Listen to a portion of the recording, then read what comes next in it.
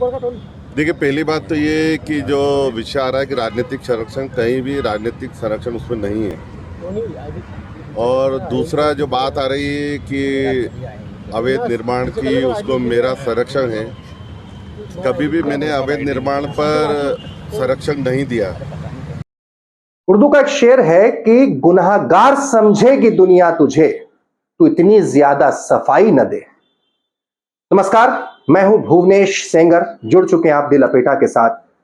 मध्य प्रदेश के इंदौर में बेहद दर्दनाक हादसा हुआ। बावड़ी के ऊपर स्लैब धंसने से 36 लोगों की मौत हो गई।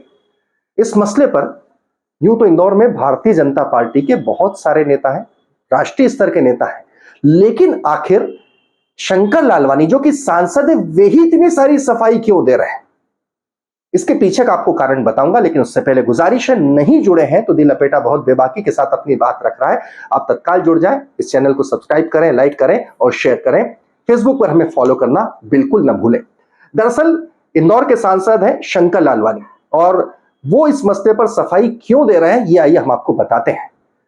सबसे पहली बात, जब यह हादसा हुआ तब शुरुआती तौर पर शंकर लालवानी पहुंचते हैं, अस्पताल भी पहुंचते हैं, लेकिन उसके बाद जब तक जब लाशों की खोजबीन की जा रही थी, क्योंकि एक लंबा समय बीता लाशों की खोजबीन में, इस हादसे में, मृतकों के अंतिम संस्कार में, तब शंकर लालवानी इंदौर में नहीं थे।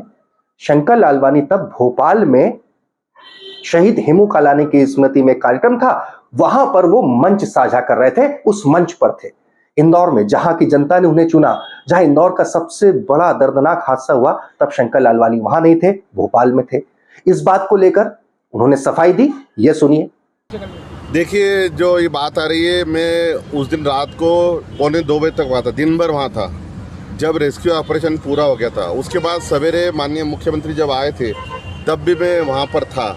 और जो ये कार्यक्रम की बात आ रही है, एक शहीद परिवार को वहाँ बुलाया गया था भोपाल में, वो शहीद परिवार का कार्यक्रम था। तो एक सामाजिक तौर पर मैं शहीद परिवार के उसमें जो कार्यक्रम था, उस समय मैं सम्मिलित होकर गया था, लेकिन वहाँ पर भी हमने पहले श्रद्धांजलि दी। माननीय मुख्यमंत्री जी ने श्रद्धांजलि दी, माननीय सरसंघ चालक डॉक्टर मोहन राव भागवत जी ने श्रद्धांजलि दी, और कोई हमने स्वागत नहीं करा। तो ये कांग्रेस शहीदों पर भी राजनीति कर रही है। इस प्रकार का आचरण कांग्रेस को नहीं करना चाहिए, और ये थोती राजनीति है। और मैं फिर कहता हूँ कि इस प्रकार मानवीय जो पहलू हैं, उस पर ध्यान के रखते हुए हमें संवेदनशील होना चाहिए और उनके साथ खड़े रहना चाहिए। कांग्रेस विधायक लालवानी साहब, सफाई की नौबत आई क्यों? क्या मसला सिर्फ इतना था? नहीं, मसला कुछ यूं है कि इस मामले में पुलिस ने बेलेश्वर महादेव मंदिर के ट्रस्ट के अध्यक्ष सेवाराम गलानी, जिनके ऊपर गैर इरादतन हत्या का मामला दर्ज किया है, उनके द्वारा जो वहां पर बगीचे में अतिक्रमण किया जा रहा था, इल्जाम यह है कि वो अतिक्रमण जो किया जा रहा था, वो नगर निगम तो नोटिस पहुंचाती है, आदेश पहुंचाती है, लेकिन जो कहा जा रहा है ना कि किसी राजनीतिक रसूख के चलते, राजनीतिक संबंधों के चलते नगर निगम ने वैसी कार्रवाई नहीं की। इल्जाम यह है कि सेवाराम गलानी के और शंकर लालवानी के बहुत अच्छे रिश्ते हैं, और शंकर लालवानी के हस्तक्षेप के चलते ही, प्रत्यक्ष परोक्ष रूप से, सबूत नहीं है, हम इसकी पुष्टि नहीं करते हैं, लेकिन जो कहा जा रहा है उसी के चलते नगर निगम ने कार्रवाई नहीं की। इस पर भी शंकर लालवानी की सफाई सुनी। देखिए, पहली बात तो ये कि जो विषय आ रहा है कि राजनीतिक संरक्षण, कहीं भी राजनीतिक संरक्षण उसमें नहीं है।